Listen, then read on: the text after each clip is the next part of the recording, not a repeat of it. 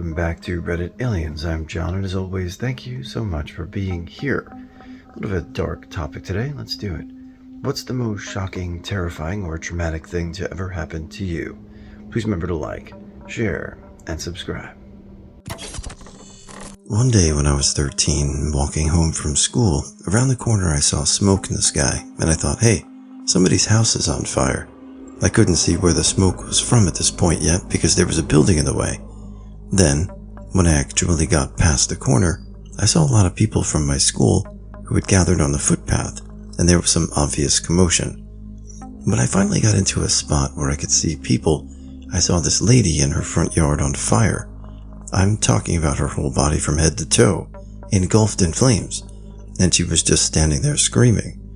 Her husband was standing next to her trying to hose her down.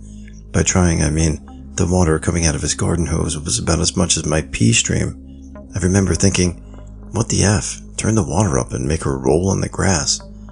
Eventually she fell to the ground and just lay there burning. After a while I ran for hope because I was so shocked and terrified. The thing that stuck with me the most was that her son, who was about 5 years old, was standing next to her and watching her the entire time. I'm talking about something like 5 meters away.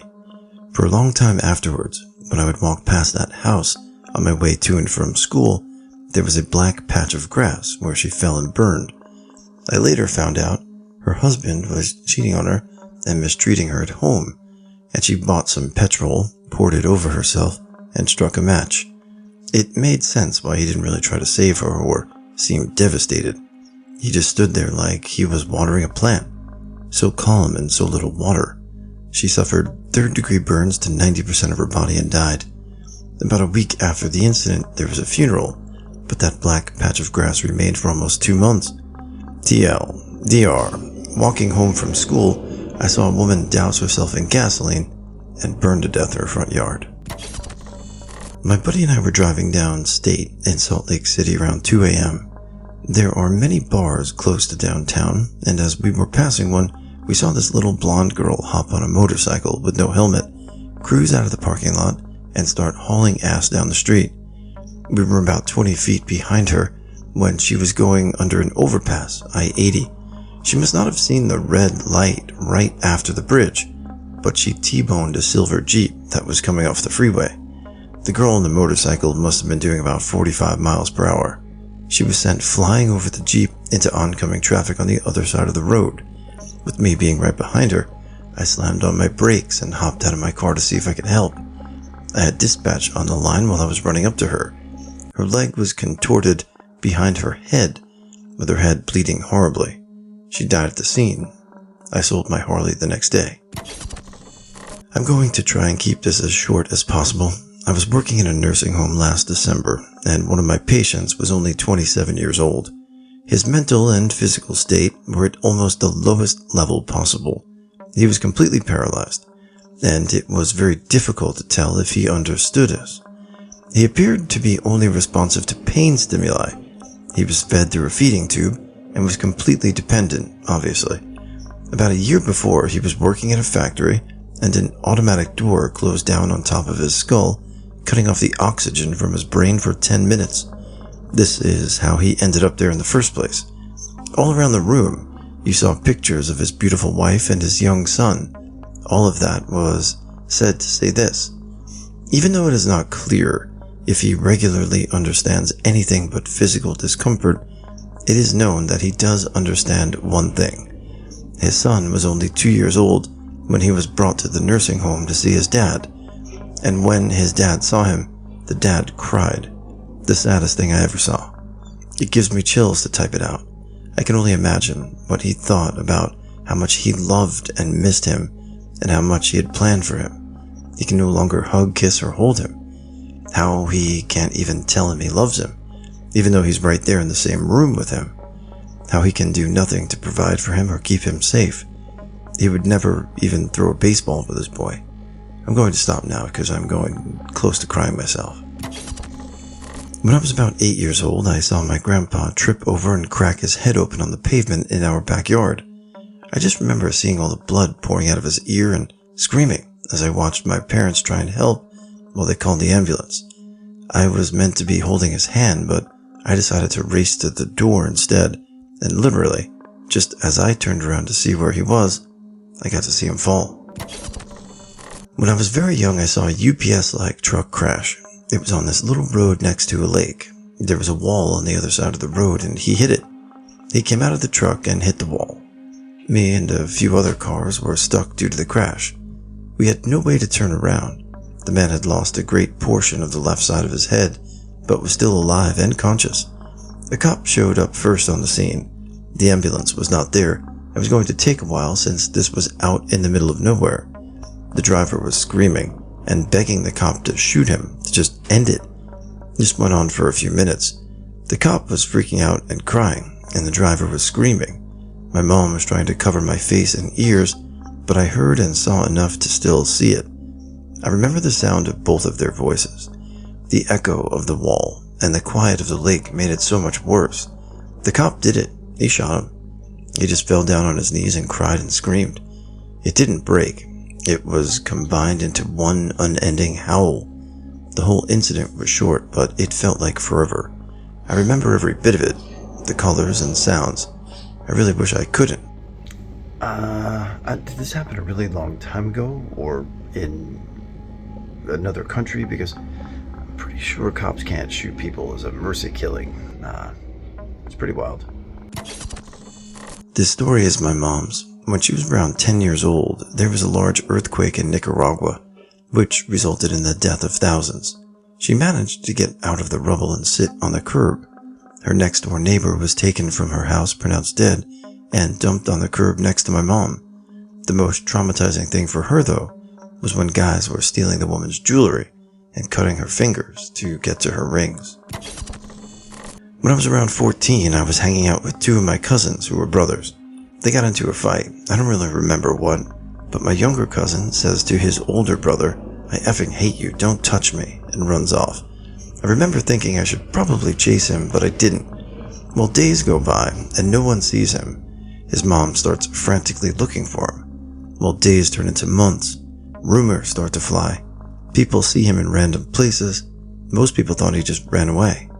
Well, one day I'm walking home from school, and I see a fire truck and police all over an arroyo next to my house. I go in to get a closer look. It turns out that after that fight, my little cousin hung himself by his own belt, and he had been hanging in the arroyo by the house for over a month. The birds had pecked out his eyes and random animals had eaten part of his face. It was the most horrifying thing to see and to know he had been there the whole effing time. If only I had followed him. I was on my way to pick up my buddy one day from work. Everything's going alright. I'm pulling up to the corner where his work is, and the lights are turning red. So I start to slow down. However, some dude, going in the opposite direction, decides to test it and speeds up. I don't know if he didn't see her, or maybe he was drunk or something, but he proceeds to destroy this little girl, who couldn't have been more than 7 or 8, who was riding her bike across the street with her family. It was awful. The girl flew about 10 feet. Blood splattered on the ground, the family screaming, everyone crying. I couldn't take it. The worst part was that I called my buddy afterwards to tell him I was there, but he said he had something left to do and it would be a few minutes. So I had to pull into this dairy store parking lot right in front of where it happened and watch the situation unfold, listening to the family cry and seeing the paramedics come. I eventually couldn't take it anymore and called my friend and told him to get his ass out now or else I was leaving. I never found out what happened to the girl.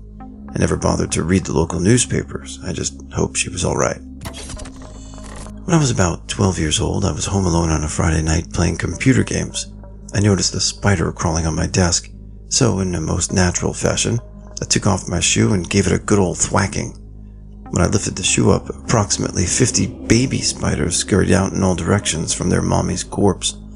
I have no idea why it happened like that, but I was horrified, and cannot even think about spiders without my skin crawling. When I was about 5 or 6 years old, my babysitter and I walked to the grocery store to get ice cream. We walked into the store with a mother, her toddler son, and her daughter about my age. As we were leaving the store, I witnessed a mother abandon her daughter. The memory of the girl running after her mom's car as her mom drove fast to the exit is burned in my memory. What always bothered me was when I said, "What is wrong? Why is the mom driving away?" And I looked to my babysitter, who must have been in her early 20s, and said, "Don't look." I remember there were shoppers loading their cars who just looked on and didn't do anything to help the girl. I think about it every now and then when I see a missing persons report, or, at the time, look at the milk cartons for missing kids. I wish I was old enough to help the girl all those years ago. I felt so helpless as a kid and mad at the world for not stopping the mother, and I always wondered what happened to that blonde girl. TL, DR, witnessed mom abandoning a child at a grocery store. The most dramatic would be a government-sponsored massacre in Venezuela.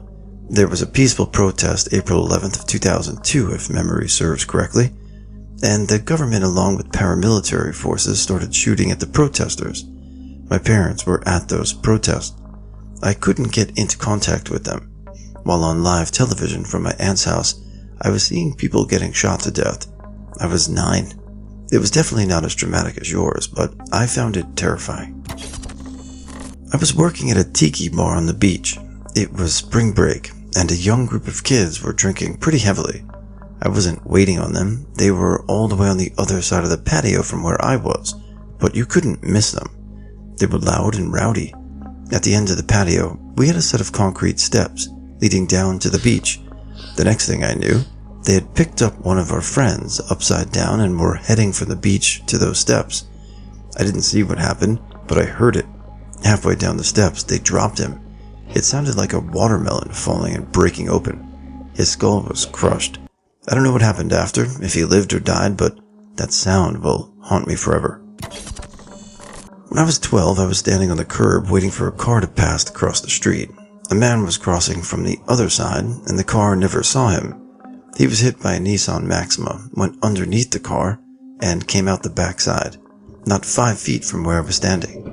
The sound of him trying to breathe as his lungs filled up with blood is something I'll never forget. I used to stay with my grandparents over the summers while my parents were at work. My grandpa was chief of the local volunteer fire department, so I'd get to go watch the fires if no one was at home to stay with me. I was 7 or 8 the last time I went. The house was a little brick shoebox in a fairly decent neighborhood, but it currently had flames shooting out of all its windows. It was set back from the road, so I was able to sit on the bumper of the fire truck and watch everyone hook the hoses up. Before they get the hoses going, a guy, the homeowner, walks from the side of the house, puts a revolver under his chin.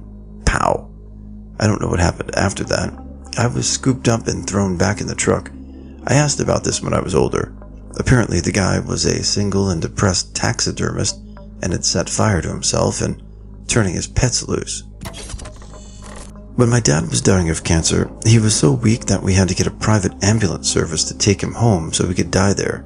It was a long drive, 3 hours, and I left before the ambulance did so I could go to his room or bed ready. I got him all situated, and I asked him if he needed anything else. He said, "It doesn't matter, Bobby. I'm only here to die." And he started crying. He never cried. He looked at me and told me I should have listened to my dad about not smoking. He too died from lung cancer or throat cancer, and I didn't. He died, and now I'm going to die. "I'm sorry, son. I did this to you," referring to me pleading for him to stop. I started crying as well. I told him it was okay, and that I loved him. I held him for a while and saw the fear in his eyes. I stayed next to him and told him he fell asleep, and to this day, I still see his face when he says sorry to me. It will forever be in my mind. To me, my strong father turning into a weak and dying man is the most traumatic thing I've seen. I even work with kids in DCFS, and I've seen some horrible things, but still, when I think of trauma, I'm selfish and think of my father. Can't help it. There are 2 terrifying things. One was when I was home playing with my brother, and we heard the screams outside, so we head for the balcony to try to figure out what's going on. We see 2 big burly men fistfighting, and since we were on the 2nd floor of this building, we could get a really close view of them. It's shocking to start with, blood everywhere, but then this thing happens, and I don't think I'll ever forget it. One of the guy's eyes comes out of its socket, and now blood is everywhere, and he's screaming. We drew, and I guess someone called the police, because We didn't see them after. The other one was when I was walking home from school with my grandpa. We come to this T intersection, and in the distance, we can hear the roaring of motorcycles approaching. Then right in front of us, 2 to 3 of them collide, and they all go skidding in different directions. One guy's lying on the asphalt, and he isn't moving. My grandpa quickly moved us away, and I do not know if the driver made it out. The other guys were able to get up all bloody, but the one on the pavement? I don't know.